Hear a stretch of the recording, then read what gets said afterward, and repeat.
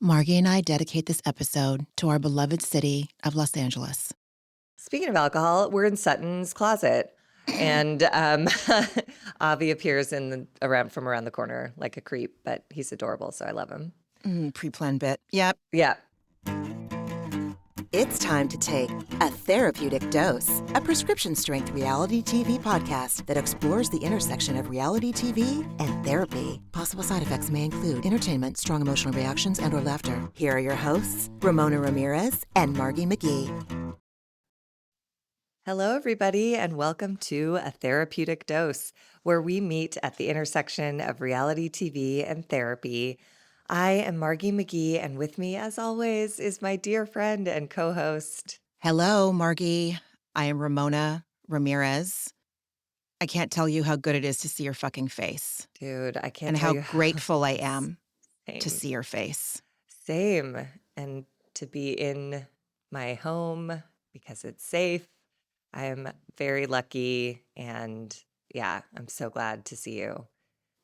I'm so grateful. It means so much more today that I'm seeing you, other than just my usual joy at getting to see your face. Like, the fact that I get to see you means you're in your home. You have power again. Margie was without power for days and days. Both of us know people who have lost homes, who have had to be evacuated. My cousin was evacuated Tuesday night, and she hasn't been able to go home. Her husband's family lost their home. His brother is displaced. Like, I don't know anyone who doesn't know anyone that hasn't not just been affected, but lost their fucking houses. Entire neighborhoods and towns are gone. It is a level of catastrophe that I've never seen, and feeling so powerless about, like, what can I fucking do right now? Like, it's agonizing, especially like when so many of my loved ones are there, when so many of my dearest memories are there. I don't know. I don't know what to say. Yeah, it's like a sickening feeling. And even like watching the Beverly Hills episode, I like got choked up and I'll cry now, when Bo's had her date in Malibu. Malibu's gone. All of the beachfront is burned to the fucking ground. Like, it's so, I mean, again, California is amazing. And the way people are behaving right now, coming together, it will heal, but like this will leave a scar like we've never had before. Like, it's crazy. Yeah. And I think I don't know, everyone's powerless. Like, that's the thing, including like the firefighters on that first night. There's nothing to do. There's no hose that's going to stop a 90-mile-per-hour windstorm carrying fire through dry brush. It's just like, this was, yeah, it's been a crazy couple of days. Today is calmer, but we have winds on the horizon for the weekend. So, nobody's out of the woods. I was just telling you, like, my bags have been packed because I got one real evacuation notice and one accidental evacuation notice. But I don't know that I'll ever unpack again. I think I'll just have a bag by the door for the rest of my life. Absolutely. Yeah. I think it was in 2020. I think it was the first summer of the pandemic, the first fall of COVID. And it was the day that the Bay Area had the orange sky. Oh, God, yeah. So we're, 7 months into a fucking pandemic that we were being traumatized in real time. And then that day, the orange sky. And I remember I had driven to a Safeway to do grocery pickup, but I did it in a really far neighborhood, so we had something to fucking do, And when I placed the order, the sky wasn't fucking orange, and then it turned orange, so I'm trying to drive back to our house. I don't know the freeways where we went. I'm trying to keep my kid, trying to do business as usual. Like, the sky is orange, and obviously he knew there was fires. And then when I got home, we got an evacuation notice, you need to be ready. So we packed all of the important documents, a couple photo albums. Thankfully, we didn't actually have to be evacuated, but this is a massive reminder that this is something that's like, oh, it'll never happen to me. It could fucking happen to you.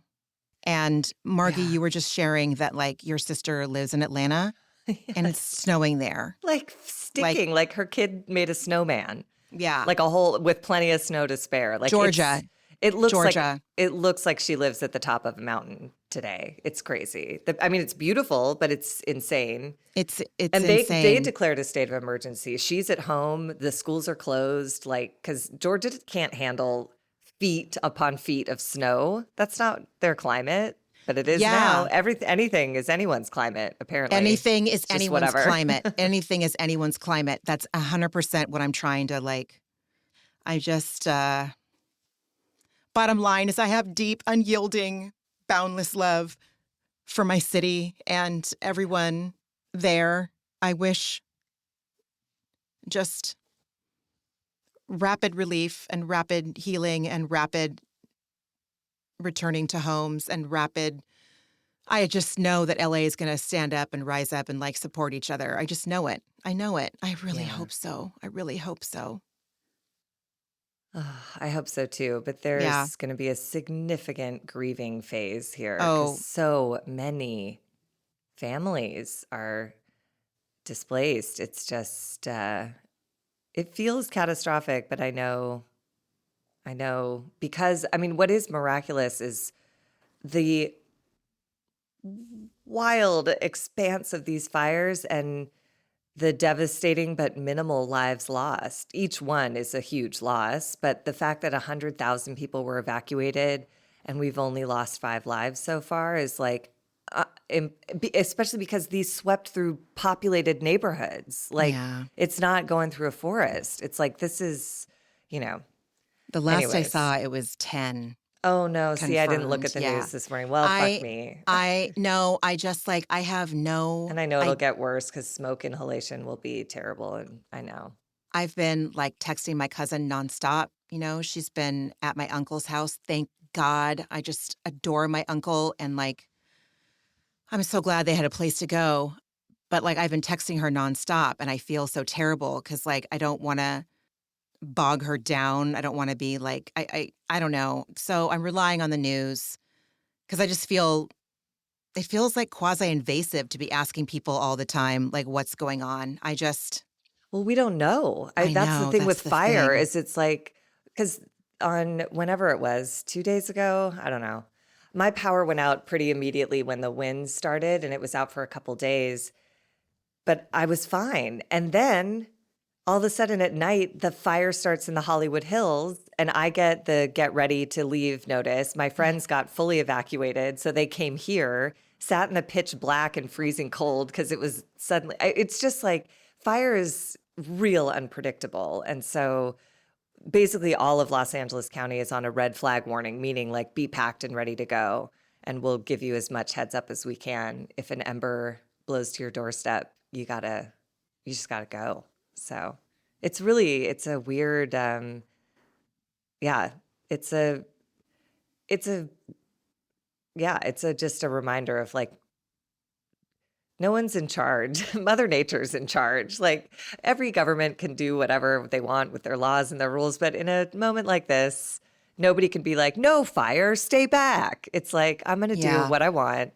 But what I am really, I love Los Angeles. And you just see the shelters are turning away donations. They have too much shit. Thank God. And 100,000 people are displaced and they have too much. I mean, isn't that amazing? In every single one of them. In Josh's, one of his passions when he first became a graphic designer was making poster art. And before I met him, Katrina happened, Haiti happened, the terrible fires in San Diego happened in 2007. And he made posters for each of those tragedies, each of those crises. in order to raise money and donate it, and he's resurrecting one of them so that we can raise money for California Community Fund. I was in charge of picking out the organization, and they take care of underserved and low income people in crisis. And yeah, anything anyone can do. World Kitchen. Fucking, of course, Jose Andres is out there. He's like, amazing. man, that man is an angel walking among us. He really is. Like, he's God. his life is real purposeful. It's beautiful. I love Snoop Dogg, and he opened his clothing shop and just said, if you're displaced, come here, get clothes. Like, it's just wonderful. Like, Halle Berry's like, I'm going to give away all my clothes. My closet is yours. Yeah. Yeah. And people, like, parents are like, come take my toys. We don't, it's just everybody there's just a real spirit of like, help each other through this. And I know that it'll fade with, as the intensity of the event fades. But like, I'm really proud that the initial instinct is everyone trying to, the Airbnbs that are opening so people have a place to stay. Like, I don't know, hotels are opening, things are, yeah. Anyways, I would hope so. I would hope it does feel like the bare minimum, doesn't it? Airbnb is, they can afford to do this for like a long time. I mean, I don't understand how that works, but yeah, because I know individual people own those properties, right? Yeah, but like, I'm telling you, like the company could. The company has, they can, and maybe it'll even be tax deductible for them, and they'll actually be able to, like, I'm sorry, I don't mean to be cynical. I just, the billionaires need to step up right now. I don't know if Airbnb has a billionaire, but like, oh God, I don't need to be bringing this shit in right now. I'm going to cut that out. No, that's the thing, is like, it's all connected. That's why people are starting conspiracy theories and blame game. And it's like, we're all just it would be so nice if there was one person to point to and be like, your fault, guilty. And then we all, he goes to jail forever and everything's fine. But it's just like, this is a huge global problem. This is climate change. And this is how we're going to have to behave as human beings if we want to survive now. Like, these events are just going to keep happening everywhere. And we're just going to have to rally around each other to support the survival of the human race. Yeah. So, yeah. And LA's doing a really exemplary job of that right now, because this is terrible. And I don't think anyone yet feels abandoned or dropped. Like, insurance companies are assholes, but the community is not. So, oh my God, man, I just don't even get me started. Yeah. Oh my God. It's crazy. Do the right thing over profits. They don't listen to this podcast. I'm sure they've gotten that advice before, probably from a court system here or there, but no, yeah, man, that's not how they roll. Oh, good Lord. Good Lord. Well, I send much love. I send so much fucking love to LA. Yeah, you would. It's in my veins. It's in my parents' veins. It's in my nearest and dearest veins. And I just, please, please, please, just take a minute out of your day today to just send some love and some prayers. Yeah. Yeah, I was thinking about you a lot, because I was like, Ramona would hate this because you love this city so much. This would really, yeah. When the Hollywood Hills started, Ugh.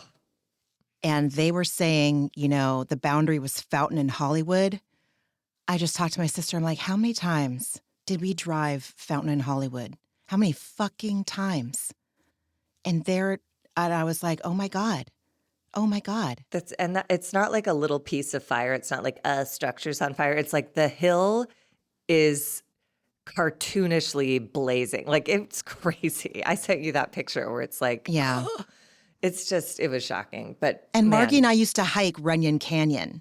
Yes. All the time. All the fucking time. And we will again, because Runyon has been through its fair share of problems, mudslides which will also be a thing if we ever get rain again. I don't know what the climate's ever going to do, I don't know but what's going to happen either. fire is part of nature's cycle. So Runyon, of all places, will rebuild itself naturally. It's these cities. Altadena Oh is my a God. city. Palisades is a city. Like Yeah. it's businesses and homes, not forest. So that's the part that's really hard to conceive. But I'm grateful for who is currently holding the office in the White House so that we can get My this God. effort My underway God. My in a God. sincere and urgent fashion My before God. we're just left to languish. In Yeah, the nick of time. I In the know. nick of time. In Because the we would nick. just be told to go fuck ourselves Yep. and delayed until He hates everyone's California. dead. I He hates know. it. He So hates it. insane. Anyway, I mean, it was nice to visit Los Angeles in happier times looking at this episode of Beverly Hills. the aerials broke my heart. I know. It was like aerial watching a B-roll. retrospective of what was. It was just fucking chilling. And yeah, so this is season 14, episode 6, Venom in the Viper Room.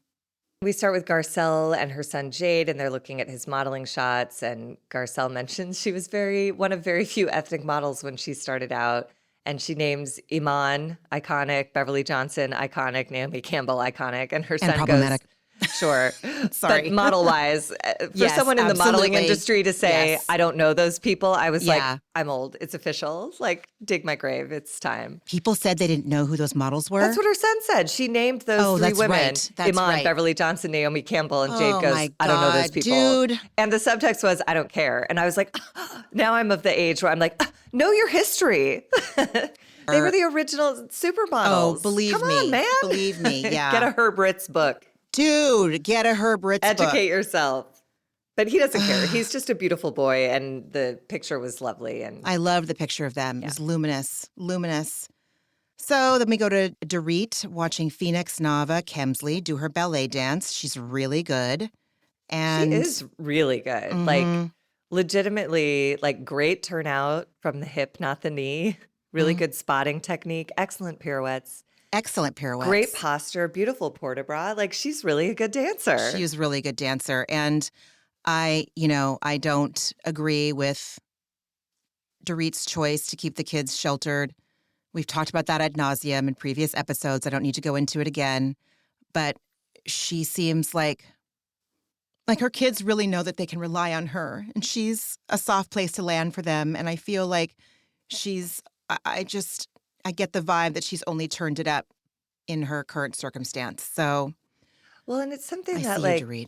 yeah, it's weird. Like, and I'm happy for Phoenix because my sister and I both had ballet, like, when our parents went through their divorce. Like, it's a really structured, in some ways damaging, but in a lot of ways, really amazing practice and a great community. And I was really happy to see that Phoenix is really good and will probably be encouraged to spend a lot of time with people, outside of her family. Oh, that's a really good point. Yeah. And also, there is something that happens when the dad is finally gone. Everyone relaxes and they can just be themselves. Oh, my You don't have to God. fucking put on a show or anticipate, is he coming home today? We don't know. We'll never know. And now you know. He's not coming home, so you can all relax and be yourselves. And that was the vibe I got in that house, including from Jagger and Pumpkin the dog. Everyone was just like, hey. And it was nice to see Phoenix just doing some pirouettes in the den. And Jagger talking about, if I spun like that, I'd barf. It's like, I don't know if he'd say that if PK was there. Or if he did, he'd be doing it for a laugh or trying, like. Oh my God, Margie. That's such a fucking incredible point that you just made. When the active alcoholic is at your house, you walk on eggshells constantly. You never know what's going to happen. And there is tension. And when they leave, it's a collective sigh of relief. I swear to God, the bones of the house even feel it. I'm sure of it. And even though the kids don't know, theoretically, everything yet, Dorit knows that PK, there's no threat of him coming over. So Yeah. she knows. And that her system relaxes in a weird way like that. And now didn't they file for bankruptcy and the house is in auction and stuff. I thought I heard that. Maybe not. This house? Yeah. Oh my God. When did you hear this? I think that happened. I don't see now all the days have blended together. I mean, I'm in the Beverly Hills Dorit. subreddit. I'm in the Oh, Bravo Real Housewives subreddit. I mean, I check the then I gossip blogs guarantee daily. PK rejects Dorit's bankruptcy support claims. Not exactly true. Oh, no, this is other shit. Okay, so maybe it's not real. All right. I'm No, sure I it saw it. also could have to do with that house that had the ridiculous driveway, and that's where she got the rose gold Bentley. Maybe, yeah. They said something, but this was on TikTok, I'm certain of it, because when my power was out, and there was strain on the cell phone service because Of everyone course. was operating on cell phone service. So the only thing I could get to come in was TikTok. And so I'm sure I just saw some bullshit TikTok and bought it. Anyways, Isn't it wild that you were going through the same thing that Jeff Lewis was going through in your neighborhood? All roads lead to Bravo. oh yeah. If he was there, if he was He in his LA probably left house. the second the power went out. He was probably like, see ya. Mm. Because he has another house in Hancock Park, I think. Who cares, Marky? I probably read that on TikTok too. Everything's fake. I don't know. Anyways, I mean, and also, sorry. obviously, like, speaking of bringing up a headline, like, so much Bravo news has been coming out Oh my since God. we last recorded. And I just don't even remember it all because my brain is taken up with what's going on in LA. So, James Kennedy is sick. Paige and Craig broke up. oh God, yeah. There's just a lot. Karen was found guilty of her DUI. Oh, wait, did that happen before we? No, because I've watched those videos that you suggested and I was like, that was insane. That's an unpleasant watch. There's so much extreme alcohol abuse on these shows. It's really interesting that a lot of people who go to reality TV seem to have that affliction. Interesting. I was That's very watching interesting. Southern Charm. I'm back Oh, on that God. boat again. And it's just Yeah. like, ugh. And again, it's like when the shows are about people in their 20s, like that's when you like learn to party and learn your limits and all that stuff. But then as people edge deeper into their 30s and into their 40s and 50s and 60s, it's gross. I agree. I agree. Anyways. It wouldn't be a choice I could make. Let me put it that way. I'm grateful I don't have that Oh, addiction. every for fucking today. day, man. Yeah. Every fucking day. I just said this to my psychiatrist on Tuesday. Like, I just have such a healthy respect. It affected my own relationship with alcohol. Anyway. Speaking of alcohol, we're in Sutton's closet. And Avi appears from around the corner like a creep, but he's adorable, so I love him. Pre-planned bit. Yep. Yeah. And then we are with Bose and Keely, her boyfriend, on their date on Malibu, beautiful Malibu beach. And, I really like them together. I do too. Yeah, they're in a long distance relationship, but that doesn't give me pause the way it does with like a Jax Taylor type. He asked, I mean, it's a conversation that I would make a joke about, but they both were into it. They're both high level corporate people. And he asked, are we aligned in what we want from a relationship? And like, they had a conversation and it seems like they're on the dating to marriage pipeline, and good for them. I love it. I love it. And I loved seeing that honesty. I loved hearing him say, like, I don't want pretenses. She brings up when he said, if you want to call me, call me. Mhm. And that's how she feels. And I remember when I was in my 20s, that book, The Rules, was like all the fucking rage. That one, and He's Just Not That Into You, by that writer and one of the writers from Sex and the City, Liz Trullo, it doesn't matter. And then that toxic, Greg Berlanti? yes, Is that God, his name? something like that. Yeah. It doesn't even matter. Persona non grata as far as I'm concerned. But Mhm. it's like, don't call a boy and don't return a call for 3 days and all this shit. And I bought into it. And I remember thinking in my heart and soul and in my guts, like, it shouldn't have to be like this. Like, if someone really likes you and if you really like them, why are you playing a game? And especially, as we get older, like, who the fuck has time for this? Who has time to do a charade? Who has the desire to do a charade?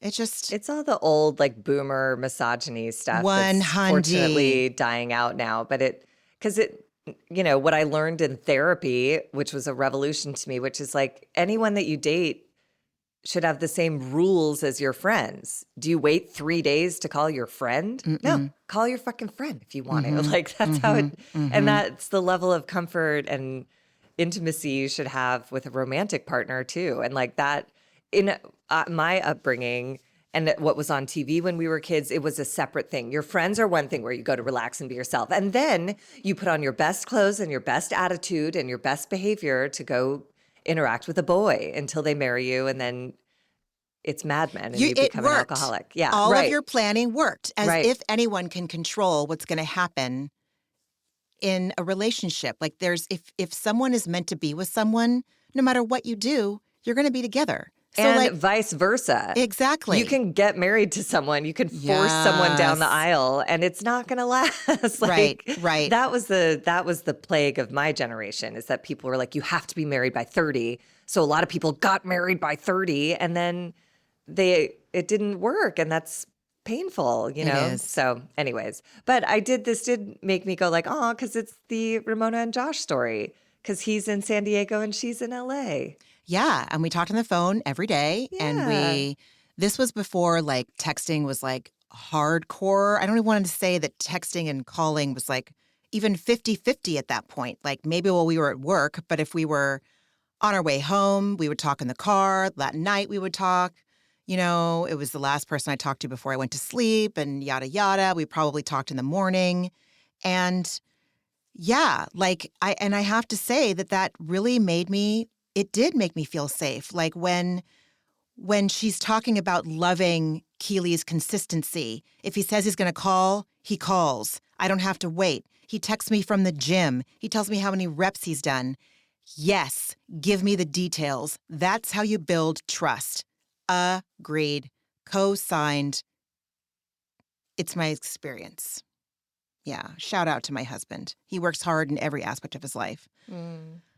She asks if he only dates for marriage, and he says yes. She said, what about us? And he's like, I knew you were going to ask this, and he doesn't judge her, you know?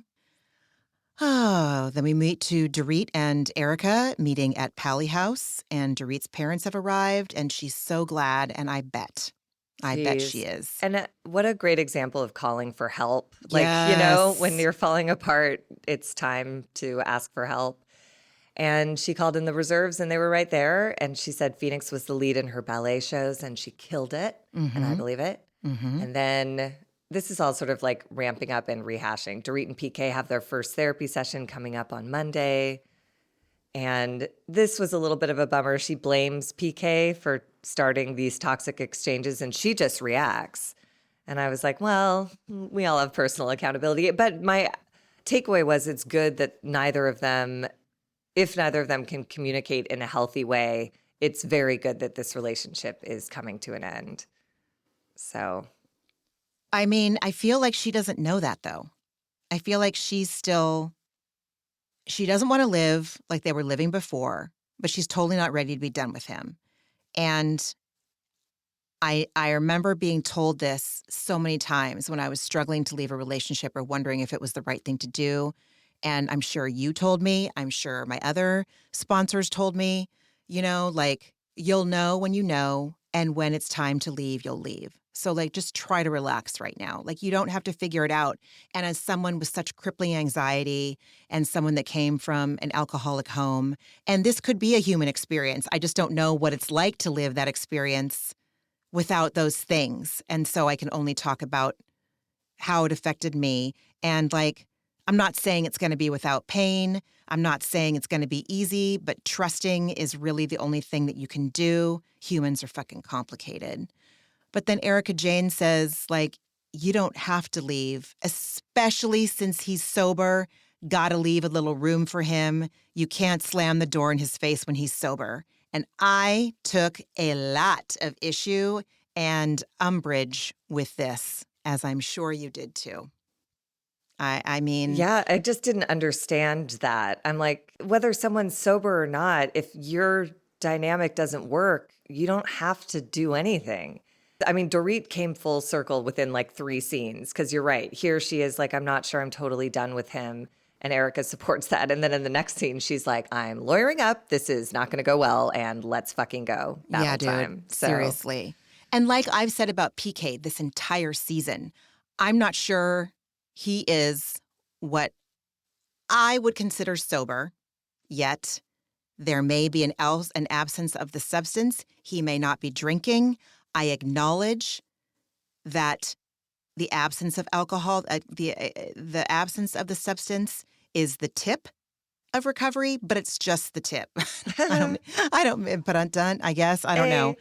Yeah, but I mean, just a reminder that like this is early recovery. It's why you have to be at the end of your fucking rope to do it, because it's ugly and messy and you don't know who you are. And like this is not like, I don't know what will come of PK, but he doesn't want to be in that marriage. No way, man. He's been making that clear while he was drinking, and it became even more crystallized when he stopped. So Dorit's just, it's hard to let go, but yeah. And yes, I completely agree.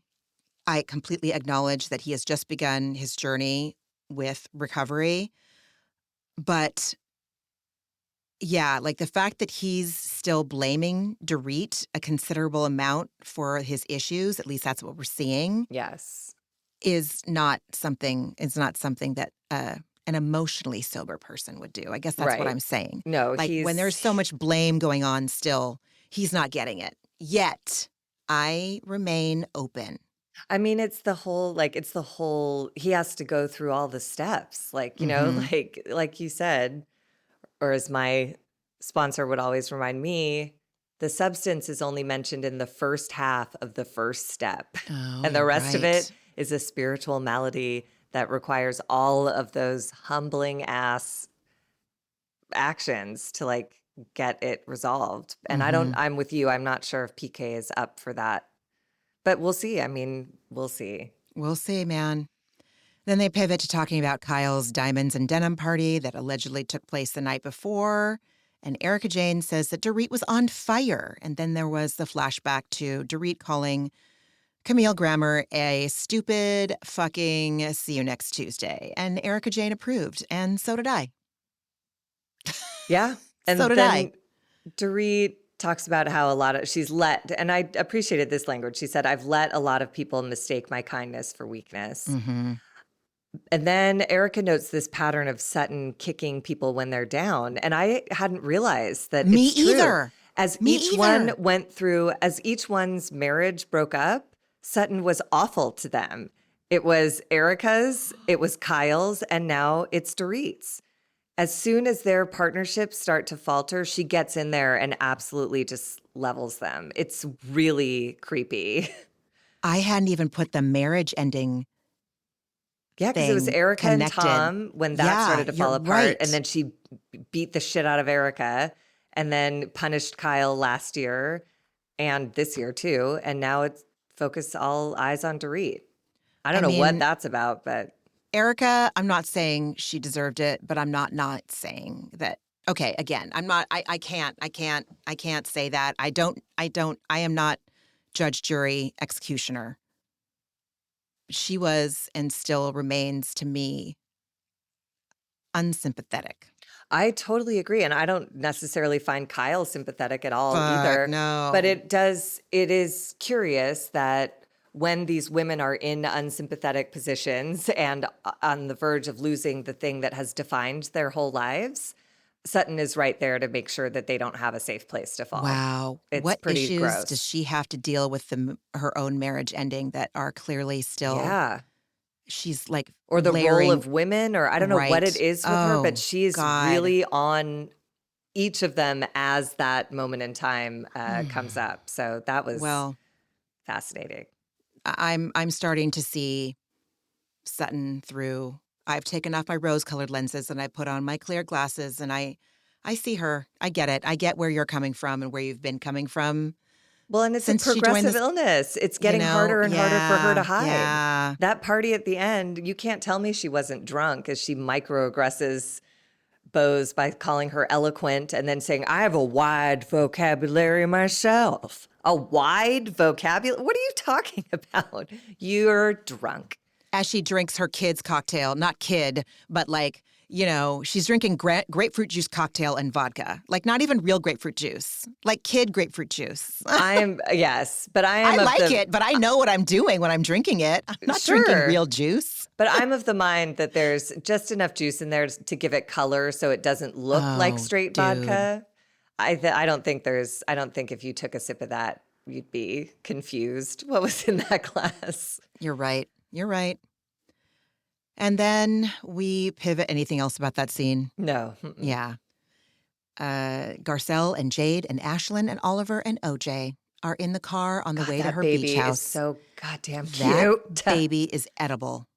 God, he's so cute in his little car seat. So cute. So cute. So cute. And this was a really beautiful, heartwarming scene full of examples of change and love. And I mean, so much from Garcelle never imagining that this could be her reality and how grateful she is and just how awestruck she is. And when she shared that story about Oliver, I mean, how do you do that?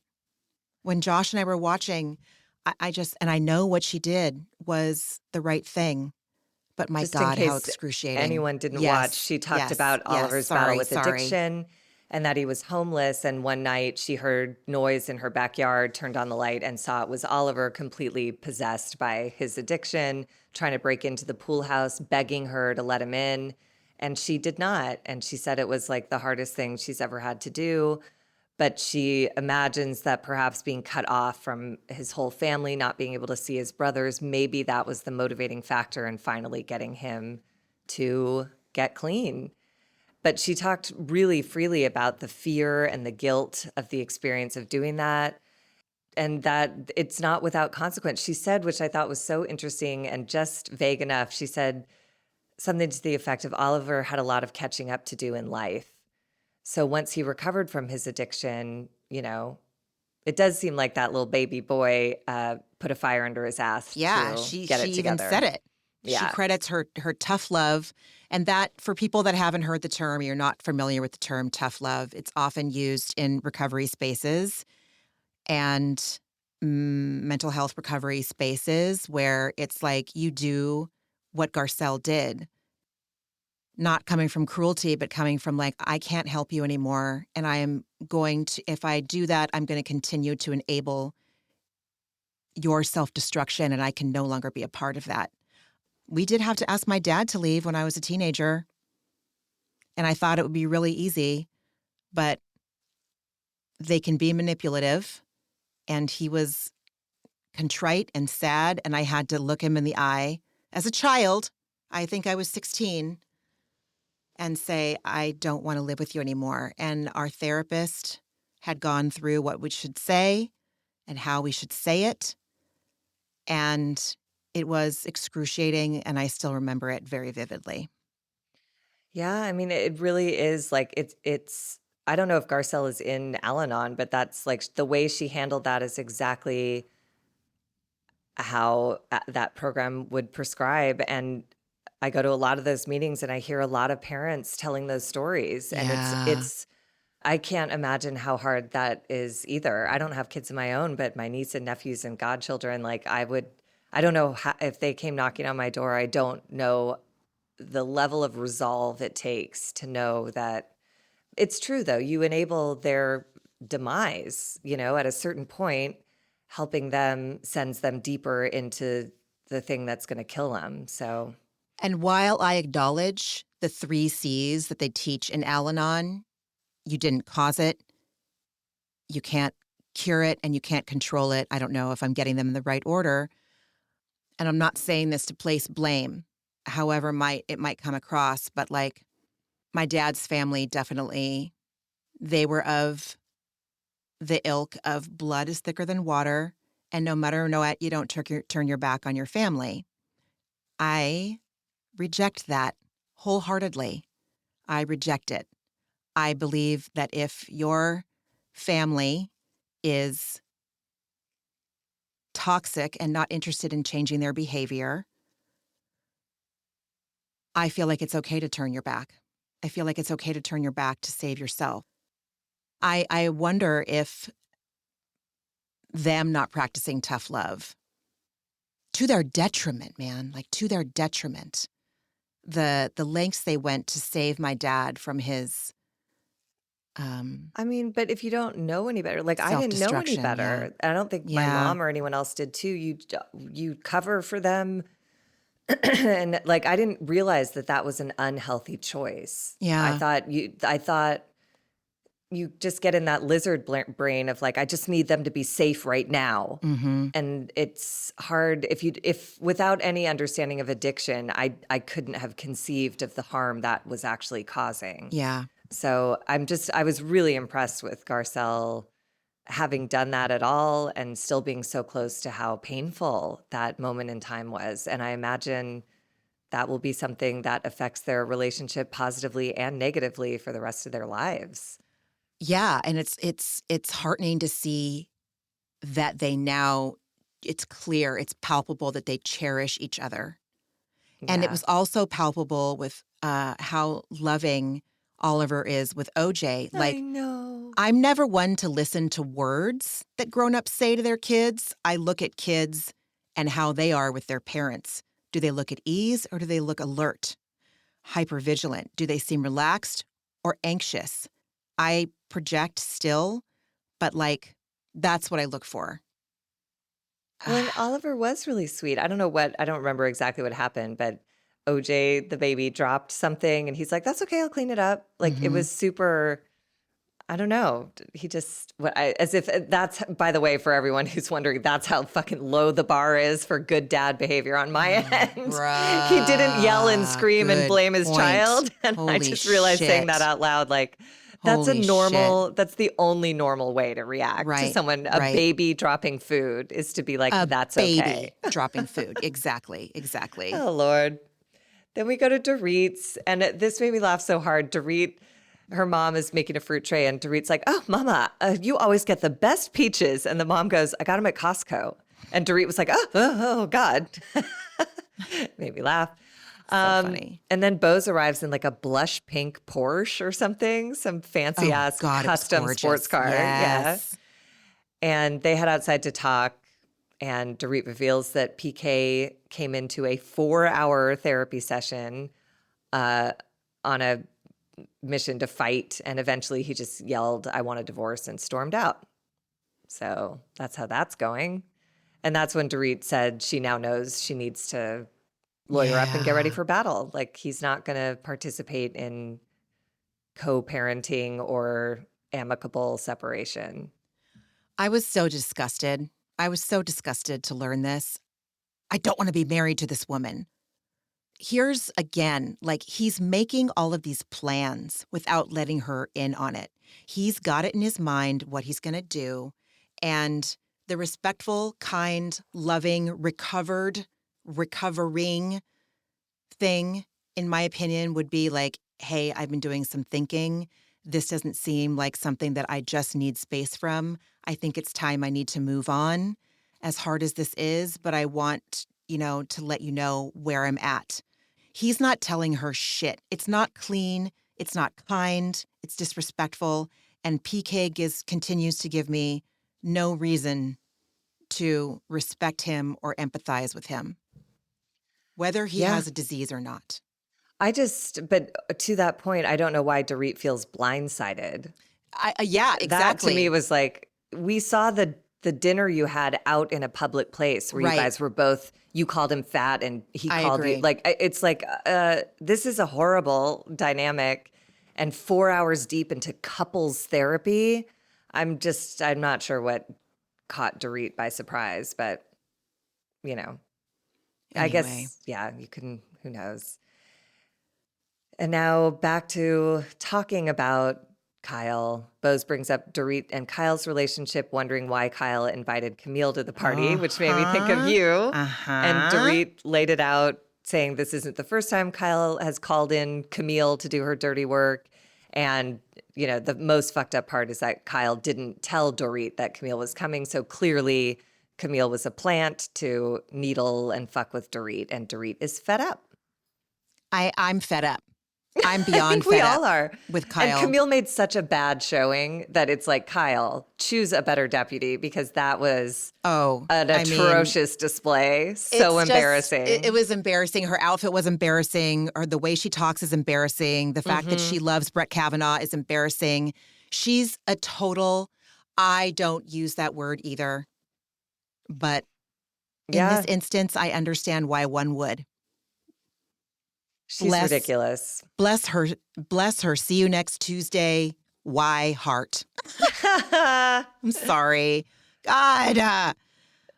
Well, and then I love Bose for saying, she says to Dorit, it hurt my feelings when Sutton came for you, and with the whole, you're angry. You're not angry at me. You're angry at your life.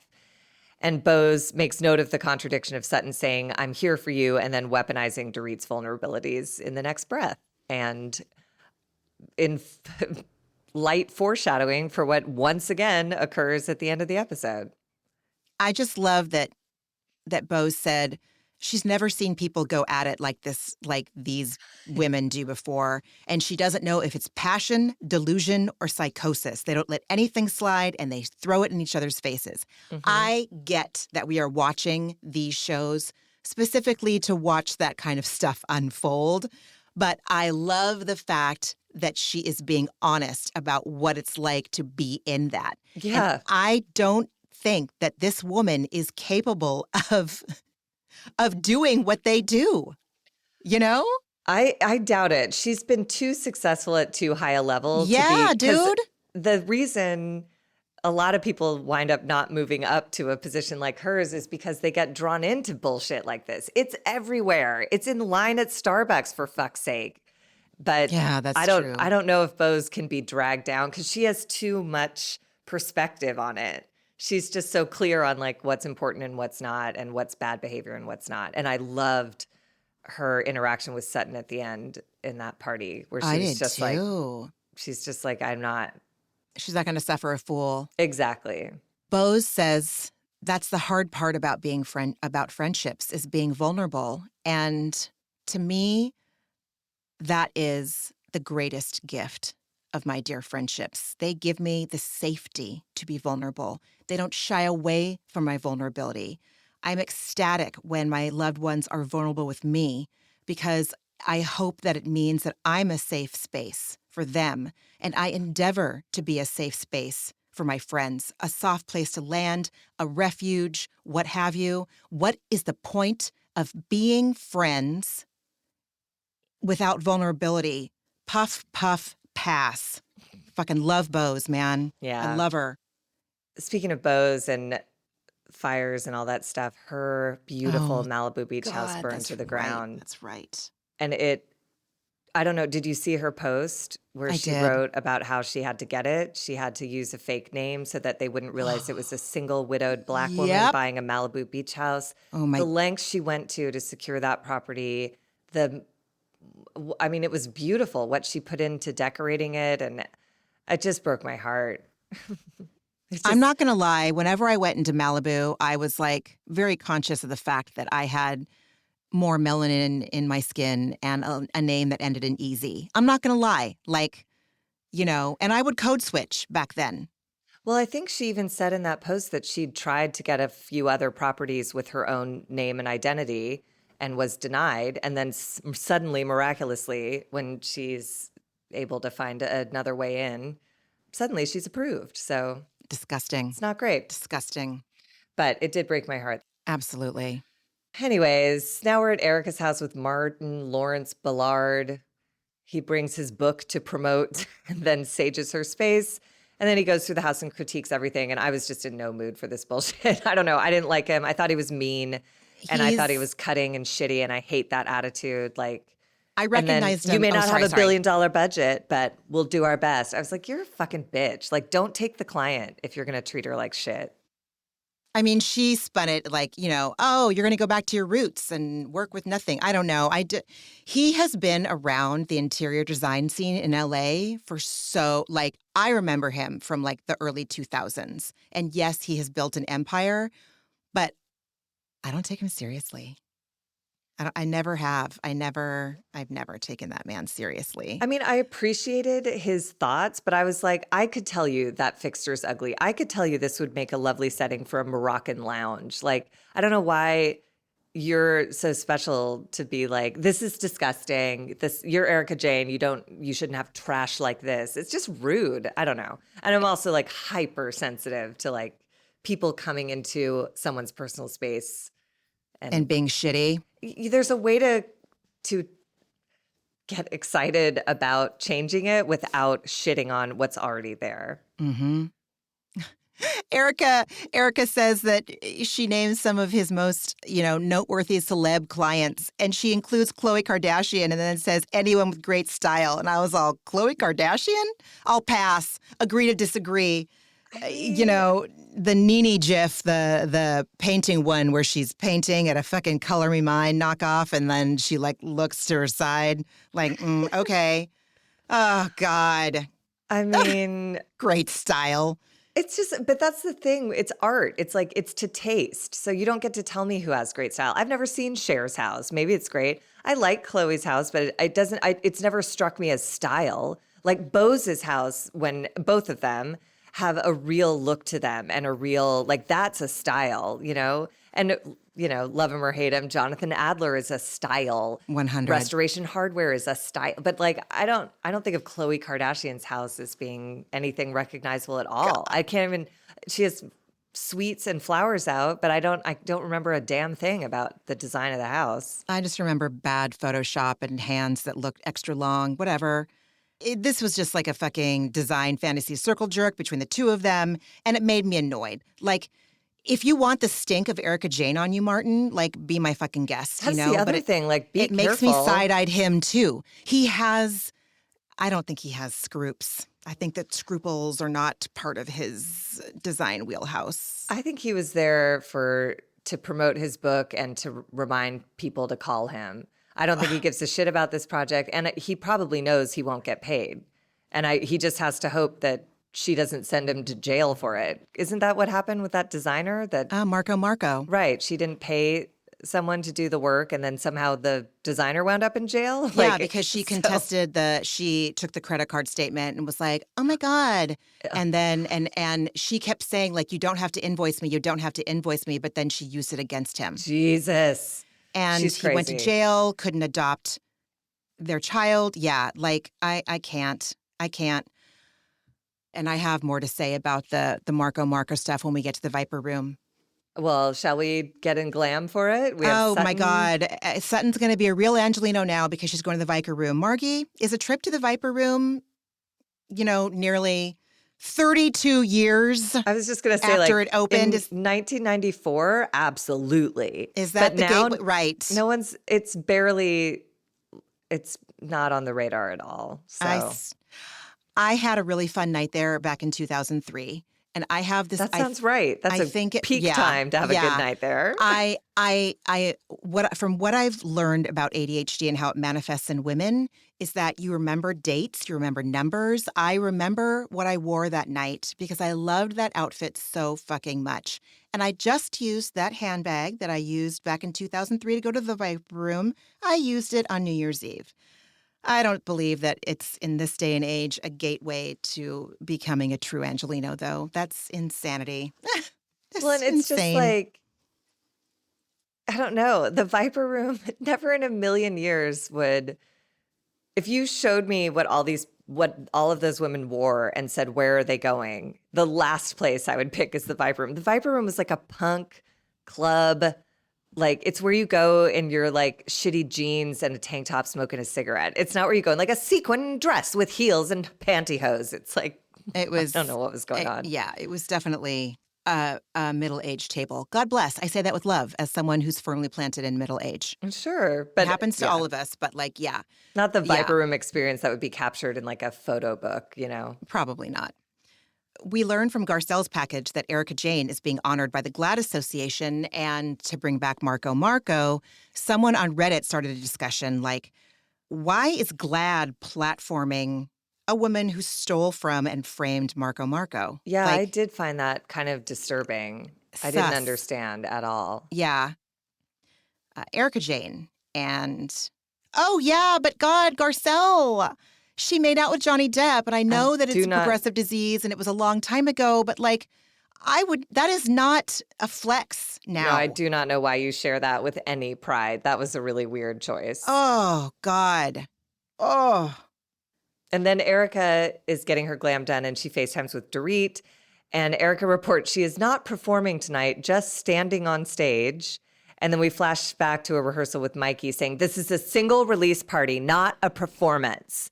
And I was like, so this is nothing? This is nothing. We're just going to have a DJ play a song. Great. And then Dorit asks Erica if she knows if Kyle and PK are still speaking. Dorit noting she wouldn't put it past PK to use Kyle to keep tabs on Dorit and get information if need be, even though Dorit knows nothing about his life. And then Erica suggests that Dorit ask Kyle about it at the event. I may not know a lot of things, but I do know, Dorit, that if he wanted to know about your life, he would ask you. I don't think he cares. He doesn't even care about his fucking kids, man. True, but I think I wouldn't be surprised if he's holding on to Kyle as a source of information gathering for divorce purposes. He's going to be one of those who does nasty shit in the divorce. Ugh. And he'll be able to say, well, even her friends don't talk to her anymore. Her best friend turned her back on Dorit and picked me. You know, there's all that weird. And I also just think it's gross of Kyle for sure, but it's also gross of PK. Like, stop it. Repugnant. You guys, not right now. You guys are disgusting. Just leave it alone. Then Jennifer Tilly arrives at Sutton's house and Sutton's dogs both bark at her and they cheer that they're wearing sparkles and head off to the event. And Sutton has been a monster this season, but she looked adorable. She's looked great all gorgeous season. in her annoying. Viper Room hair and makeup. Yeah, I mean, just gorgeous. Oh God, the slow-mo, the slow-mo arrivals and step repeat. I was just like so secondhand embarrassed for them. And I could not be more embarrassed when Kyle, who we have not seen all episode, shows up with Kesha. Mm-hmm. I love Kesha, and I do not hold this against Kesha at all. Me I bet either. you anything, Kesha is a Real Housewives fan. And when Kyle said, do you want to come to this party at the Viper Room where you belong anyway? I would go too. You know, I don't think Kesha is like Kyle's friend. And Kyle can go straight to hell when she says, yeah, she's a musician and yes, we're friends. So let the rumors start. I'm like, oh my God. Put Morgan on TV for a whole season, flirting and giggling and getting tattoos and don't do that to us. Dry humping in a video in a fucking wannabe bondage outfit. Please don't talk down to us like we misinterpreted something. You put it on screen for us. We saw it. Like, God, Also, it made me so mad. Everyone's over your shtick, bitch. Like, no one cares. We're not out there like, oh my God, are Kyle and Kesha together? Like, dream on. Truly dream on. Truly. And you Also- can tell, yeah. No, I was just going to say, fuck Dr. Luke. Justice for Kesha, always. Oh, 100%. Yeah. I mean, and I think Kesha's a phenomenal artist. Like, Agreed. Again, I do think this is something where she watches the show and Kyle invited to her event and she said yes. Like, Well, she because- followed me on Instagram. Like, Oh, did she follow you first, Kyle? Are we sure about that? yeah. And maybe so. Even so, you can tell they're not friends because the first thing Kesha does when she meets Dorit is compliment her purse and tell her she's a fashion queen. And Kyle looked mortified. And I was like, yeah. So clearly Kesha is not her friend. They don't know each other at all, or else Kyle would have Camille'd her and told her not to do anything nice around Dorit. So, oh my God. Oh ridiculous. my God. Sutton and Jay Till are in the car on the way to the Viper Room, and Sutton's nervous because she didn't like Bose calling her out for weaponizing Dorit's current situation. And Jay Till says that she was picking up some prickly energy from Bose. I don't get prickly vibes from Bose at all. I get a woman who is advocating for another woman and also someone who doesn't engage in bullshit, but she manages to do it in a way kinder, clearer, cleaner way than I have done. I aspire to communicate with the clarity and grace in which Bose can still either, how do I want to say this? Like, she lives by her internal credo. And if you lack common sense or if you lack decency, she's going to say something, but it's not like I browbeat and she's just clear. And I envy that and I can aspire to that. I can change. The most revealing part of this to me is when Sutton said, is Dorit saying things to Bose to make Bose not like me? And I'm just like, you are so blind to your own ridiculous behavior. Nobody has to say anything to make you unlikable, Sutton. You're super hideous. Yeah. And that's where I was like, she's definitely drunk already. Because that's a thing that victim-y thing and trying to get people on your team, like, Dorit must be saying something. And Sutton even does her classic, like throwing her hands up with her eyes wide open. Like, I can't imagine what it could be, except that Dorit is saying things to Bose to make her hate me because I'm wonderful and do nothing wrong. It's like, oh, God. There's nothing like the super paranoia, the hyper paranoia of an alcoholic in their cups, man. Heading into the event, prepping her friend to, like, it was just like, ugh, this is unpleasant. Dude. Kyle again thinking that we see her as hot shit as much as she thinks she's hot shit. She says, I'm from this town, but I've never made it to the Viper Room. And then she names off all these clubs that I've never fucking heard of except for the Roxbury. And I'm like, Kyle, you're not it. You're not. Just stop it. I just was impatient. Yeah. That's not very therapized. No, I don't know why Kyle was in this episode at all. I was just like, I'm sick of you. So then Bose arrives and greets the girls and Kyle gets her finger stuck in Bose's bracelet. And she's like, oh, it's a weapon. And Sutton goes, are you weaponizing? To Bose. I'm like, oh my God, you came here for a fight, Sutton. You are so stupid. And then Bose in her confessional is like, the bracelet is the least of the weapons in my arsenal, and Sutton does not want to strike first. It's the worst decision she could make in a strategy against me. And I was like, whoa. I mean, yeah, dude. It's just not an intellectual match. It's not. And it's like, if you're prone to Al-Anonism and you're in a relationship with an alcoholic, the arguments can be really damaging. If you're not prone to Al-Anonism and you're in an argument with an alcoholic, it is the Wizard of Oz so fast. You just pull the curtain and you're like, you're being an idiot. You're saying nonsense and you have no power over me, you know? And that was my experience of the dynamic with Sutton and Bose, is Sutton really tried to do something and Bose was like, no. Oh my God. It was great. Gorgeous. It was just, I loved it. Sutton pulls Bose aside to have this conversation. Sutton says, I didn't like the word weaponize.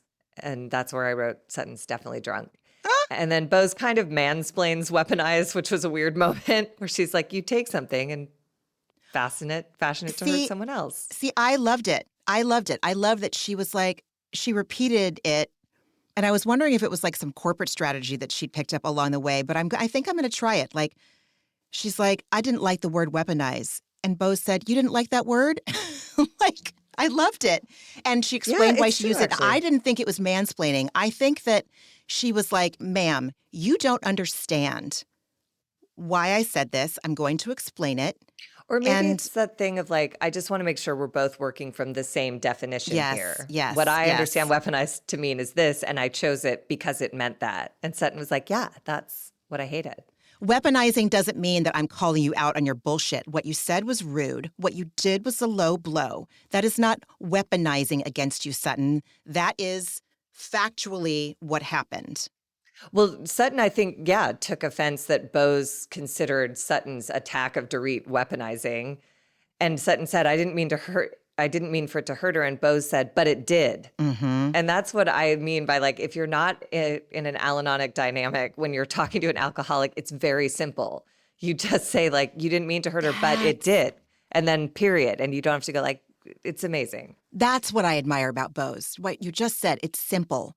My wiring still includes so much Al-Anon and people-pleasing and afraidness that I don't keep it simple. I have to explain my whole reason, lest I be misunderstood, lest someone think I'm out to hurt them intentionally. I've been told so many times, like, no is a complete sentence or whatever, and I feel done. I feel done not being a straight shooter with love and respect and kindness. She's just honest. Well, and she continued and she said to Sutton, I think you were just angry in the moment. And Sutton goes, I wasn't angry. I was defensive. And I was like you are right now. And then I just wrote, like, that is the alcoholic need to be right. So no matter what, Sutton needs to be right. Even if it betrays all truth, she's going to find a way to twist this so that you're wrong and I'm right. Because angry and defensive are really relatively synonymous. Honestly, right. And then Sutton in her confessional, so when she's sober, I presume, whatever, she blames Bose for not putting enough energy into the relationship to understand Sutton. And I was like, you are an asshole. The grandiosity. And where's your effort, Sutton? Right? I don't hear you saying, like, I'm trying to understand what Bose is saying, but we're just not connecting. I'm just hearing you say, well, she's not doing enough to get me. Oh, my God. Will the real Slim Sutton please stand up? I just loved it. I just loved it. Yes. And Bose, again, just reads Sutton for the hypocrite she is, claiming she wants to foster peace in this group and then causing harm. She's either delulu or very mean and calculated. And I think it's the latter. So. Yeah. Erica Jane arrives in her laced yet full butt chaps. That's just the only way I could describe that outfit. And she's introduced. She's welcome to join the stage as a pop icon.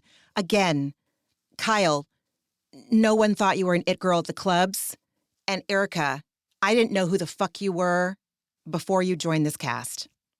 No, and I certainly will not be downloading Dominoes anytime soon. And she weirdly takes the stage. I don't know why she just, if it's a listening party, just let it be a listening party. And by the way, listening parties are things now. Like Kanye, made that a thing, and it can be a whole fucking event. Tyler, the Creator, just did his Chromatopia. Is that the name of the new album? Anyways, it was a listening party, but he was like dancing around in full like he was. And she gets up there and she goes, "Put your hands in the sky." And then she goes, "This is easy. It's breezy. We're feeling it." It sounds like a fucking aerobics class from the 80s. It was really unpleasant, and I could not wait for it to be over. And the song impressed no one, and it was just a big, why are we here? Jennifer Tilly, man, she's like the level of rich where she can say whatever she wants, or she actually says on camera, I don't think it's going to win any awards for lyrics. And she just, no blink. And you know what? True. I aspire to that too. Yeah. And again, it's like, it's not unkind. It's just true. That's a fact. True. Because it seemed just to repeat the word dominoes over and over again with no Oh my real. God. I'm sure Kesha was not moved to like do a cover of it. So.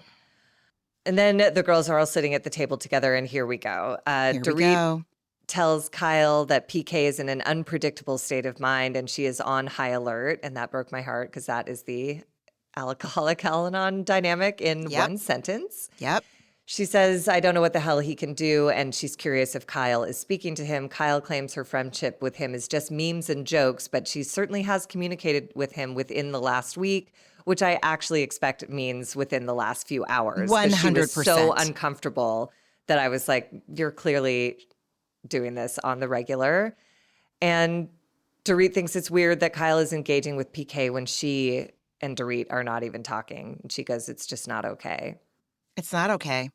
And nobody thinks it's okay. And Kyle defends herself very poorly, saying, if it ever got to a point where you weren't getting along, and it's like they're divorcing, how much less are they to get along before you stop?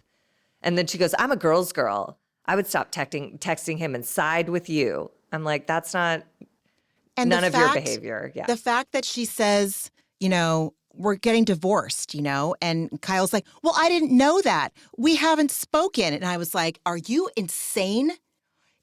If my friends are having conflict with their partners, I'm going to be there for my friend. Also, Dorit's been talking about it the whole season. You do know. Yes, and that's what I'm saying. Like, you do know. Like, Yeah. she's been going, this is like the whole season is on Dorit and PK, you know, and Kyle, fucking Kyle. And the fact that she said that she would expect her friends to text Mo while they were separating, I'd expect them to text us both. Does anyone for a minute believe that? Because if you do, not. Kyle doesn't even believe it. And Dorit in her confessional says, if the tables were turned and I was talking to Mo, Kyle would not be okay with it. And Kyle definitely wouldn't let me get away with pretending I don't know it's wrong. Dude. And that's the big piece, is it's like, whether or not it's happening, the piece where you're pretending you don't know you're being an absolute bitch is unforgivable. It's unforgivable. It's unforgivable, and I'm trying to find the word for it. Kyle will go to the ends of the earth. She will go to any length to evade personal responsibility for anything. She is so locked into her victimness that listen, it shouldn't even matter. It shouldn't even matter if Kyle and Dorit are getting along. She's your friend, or she was your friend for a long time, and we all saw it. This is not business as fucking usual, even if it's just memes. If you don't have that feeling like this is wrong, or if you're not telling Dorit, I got a really funny meme from PK, that should be a clue to herself that she's being shady and a terrible fucking friend. And it's to me, the just memes thing is like worse. Because so you're just joking around with the man who's destroying my family? That's what you're doing? Who gets like, so drunk that he leaves for 2 weeks at a time? And you're just joking around. Like, that's the part. Like, it's almost like if they were communicating about, like, I don't know, like which route to take to Santa Barbara. Like, if it was something logistical, it would make more sense. But the fact that they're just hanging out, having a great old time, swapping memes back and forth while Dorit's life is collapsing around her is like more offensive to me. I would be so pissed off if that was happening behind my back. It's repugnant. On both of their parts. They should both go to hell. Dorit explains that PK has dropped out of communication with her, making it very hard to navigate co-parenting. And my guess is there just simply is no co-parenting. There's no co-parenting. He's not interested in that. She always has. And he's a pig. Then we transition. Now it becomes Sutton's turn to be a dickbag. Dorit says she needs to be in contact with PK in order to continue shielding the children from what's going on. And then Sutton sort of slurs now at this point. She goes, you can't shield the children forever. And then, of course, while I do think Sutton is right, she said it in a totally disrespectful and insensitive way. And Dorit, of course, takes immediate offense and says, I don't plan to shield them forever. Sutton says, I'm just reiterating what I said on the boat. And Dorit is like, when you said I should lean on you, I meant that from the bottom of my heart. And Sutton, Dorit says, your behavior doesn't lead me to believe that you're a safe place to lean on in a vulnerable state. I mean, my God. And Sutton is incredulous. And Erica can't hold back. She's all, oh, well, you're judging her. And then because Sutton yells at her. She goes, what have I done to you ever? So she first is like, I told you to lean on me. And then in the next breath, she's yelling at her. It's like so insane. Oh, my God. Yep. I don't know. Kyle tries to bullshit us by saying, if I knew you were upset about texting PK, I wouldn't have done it. And I don't know. I just feel like her innocent babe in the woods. Oh, my God, what did I do wrong? Oh, my God, how can you accuse me of this? It's got a style. Stop, dude. You're middle-aged. You're okay. You are obsessed with your daughters.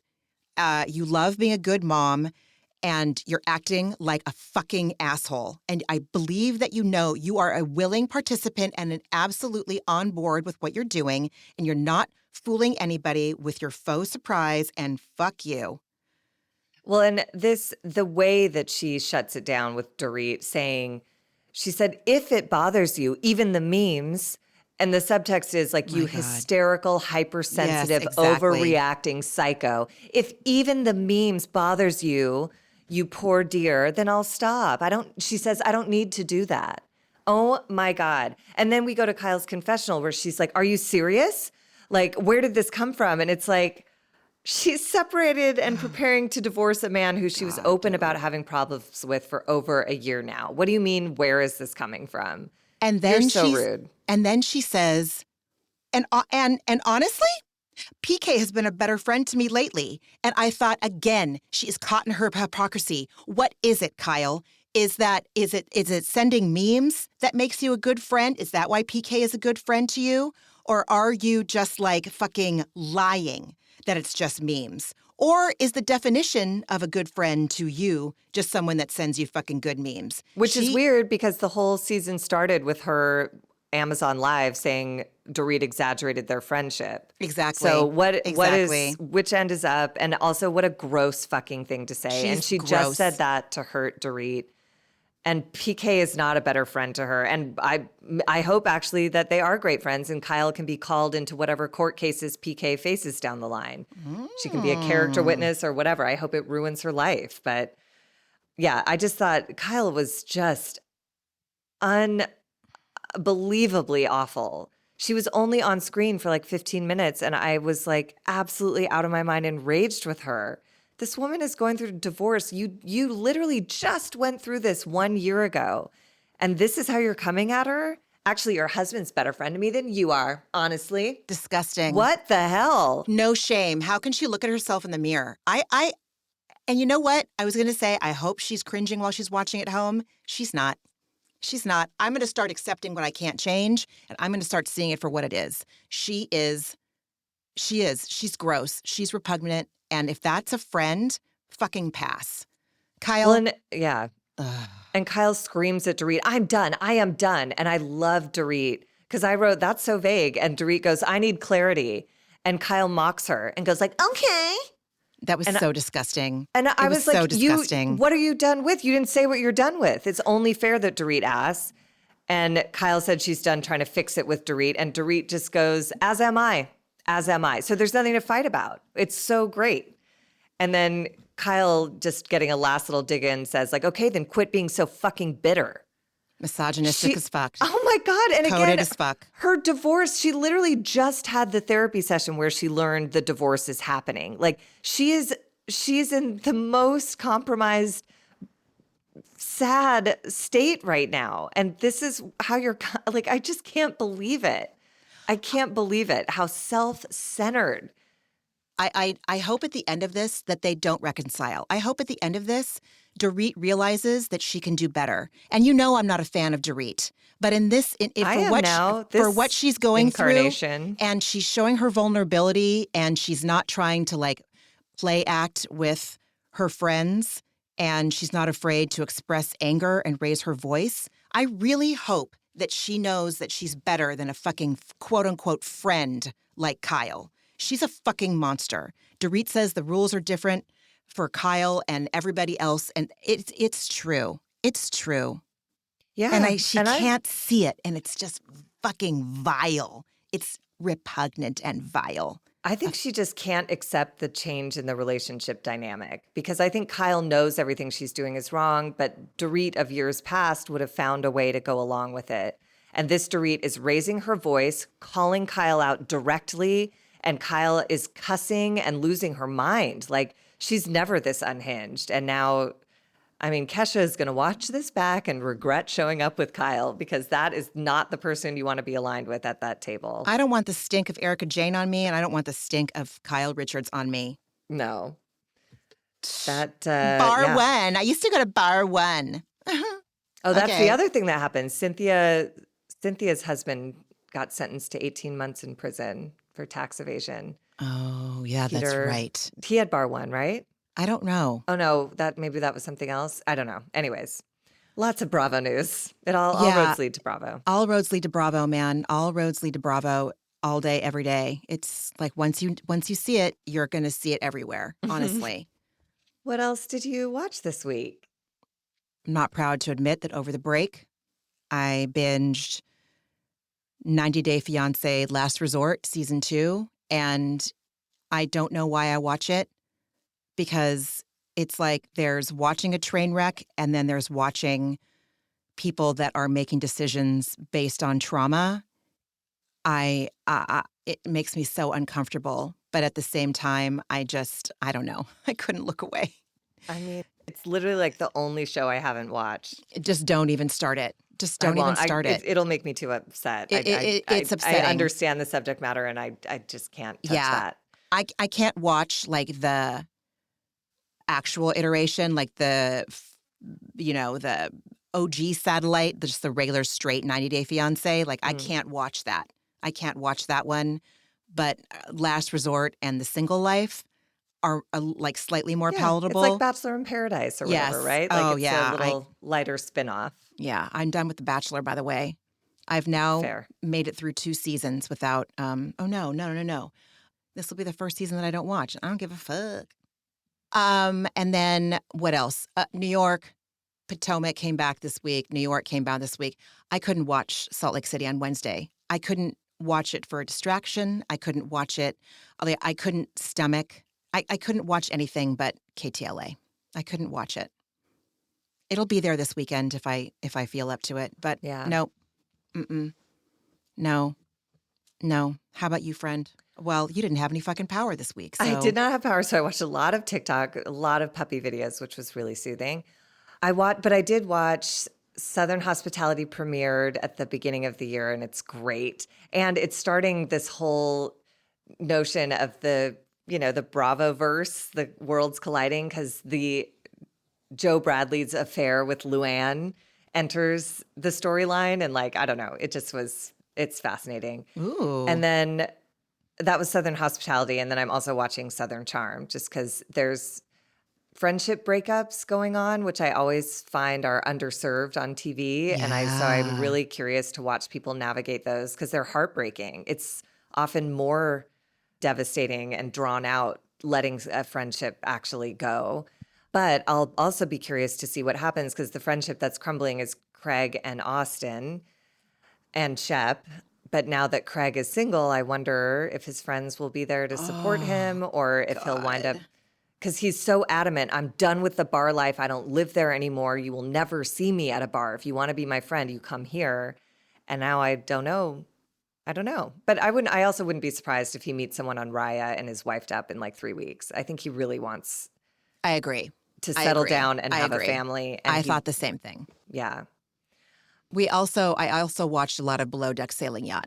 I can't remember. Great. I think it's season 5. But yes, I didn't want to forget saying I'm sorry to jump in at the end of your. No. But it's so fucking good. It's so great. Good. Yeah. The people that come on these boats, man.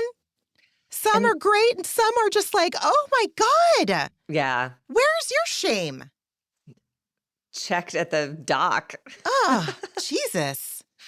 But watching all the drinking, man, I just it just makes my head hurt just watching it. But I'm also significantly older than these people working on these boats. So, But there is something about I watch it too for that there's, and again, because my dad was a sailor, that community, the people who like being on the ocean in a cramped space, you do it because you have no problem being covered in salt water and drunk. That's how you spend, and smoking and all of it. It's just it's such a, they're not it's yachties unimaginable like a to me. regular yachty. Yeah.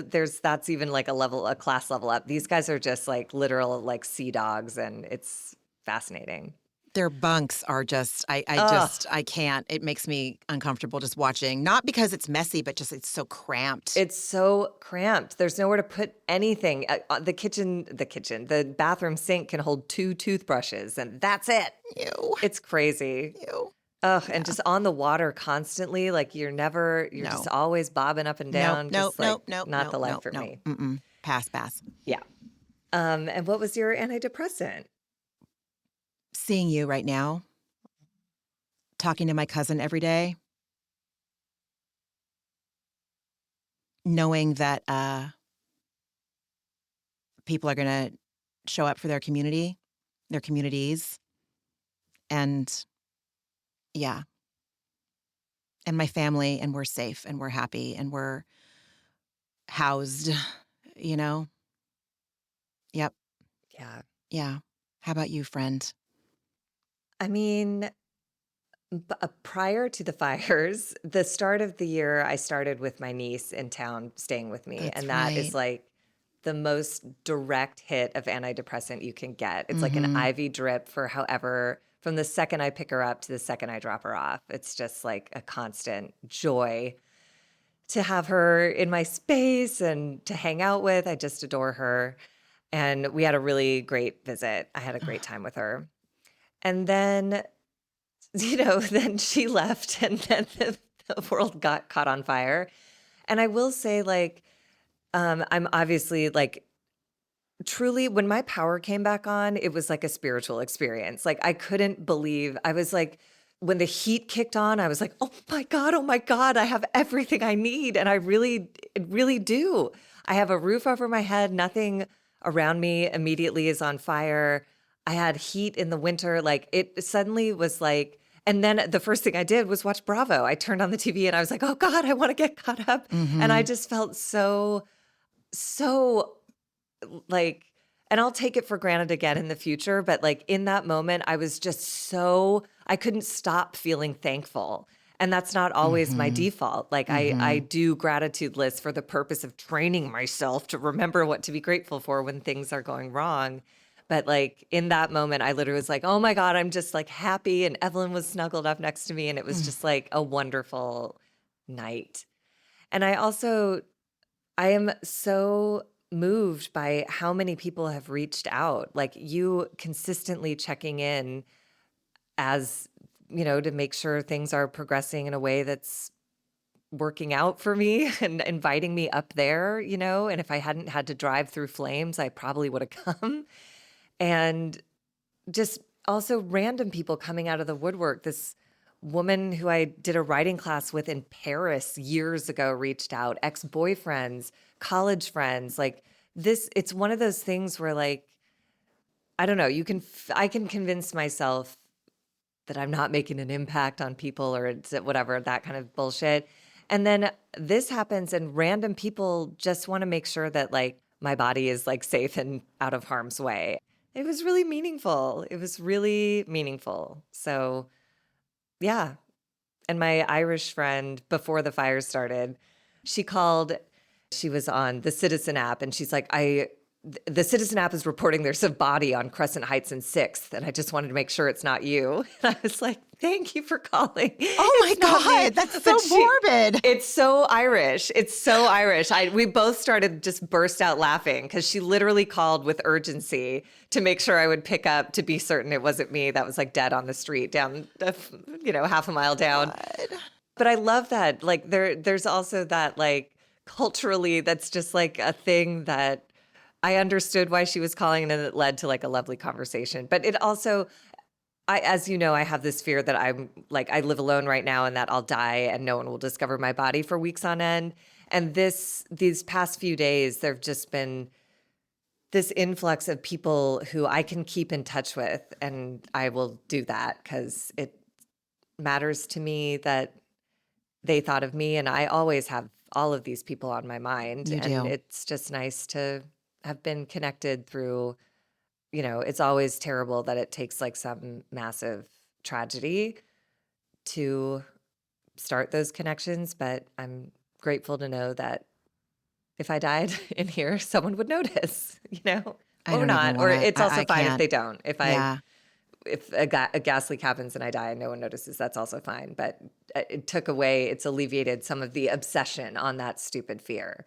If I'm dead, I won't notice. Great news. I won't care. So, but I want to talk about that. I know, but I'm just saying, like, in a moment of crisis, lots it. of people wanted to make sure that Oh my God, all was well. Oh my God.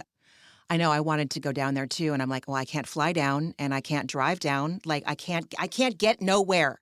I can't get anywhere. And they want and the roads need to be clear for first responders. That's what they keep saying. They're like, unless you have, what do they say? Unless you have righteous business near these fires, get out of the roads. And I thought that was a really interesting way to phrase it. And I do not even my mom, I haven't been out to Pasadena because I don't have righteous business there yet. And that fire is still very active and the roads need to be clear for people to get to the hospital and stuff. And unless my mom's in crisis, I will wait until it's safe for me to get there without causing backups on that thoroughfare. So, and she's doing okay too. So that's good. Oh, thank fucking God, man. Yeah. Thank fucking God.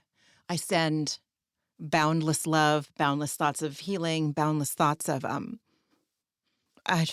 with you. I'm with you and I'm with everyone, and I want that city to heal and get out from this. I mean, no shit, Sherlock, but like it's all I'm thinking about right now. Like I'm channeling all that energy towards y'all.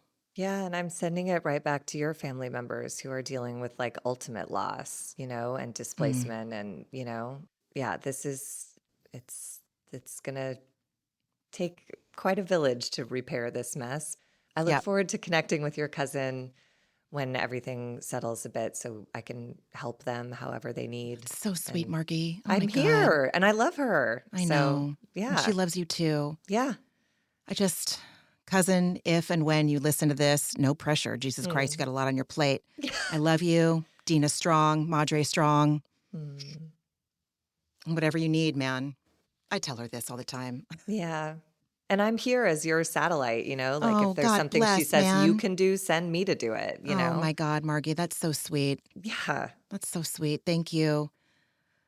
Everyone, send healing, loving thoughts to LA. I hope that all of your holidays were nice and relaxing. I didn't even talk about the holidays because it just feels like it's a million years away now. Hug your people. Get your shit in order. You never know. Yeah. That's all I got to say. Well, everybody take good care of yourselves and we will talk next week. Yeah, we'll talk next week. All right, everyone. Take care. Bye.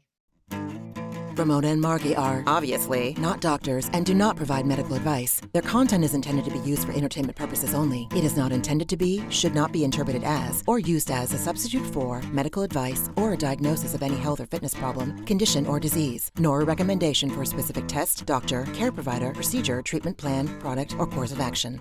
My mom isn't a doctor.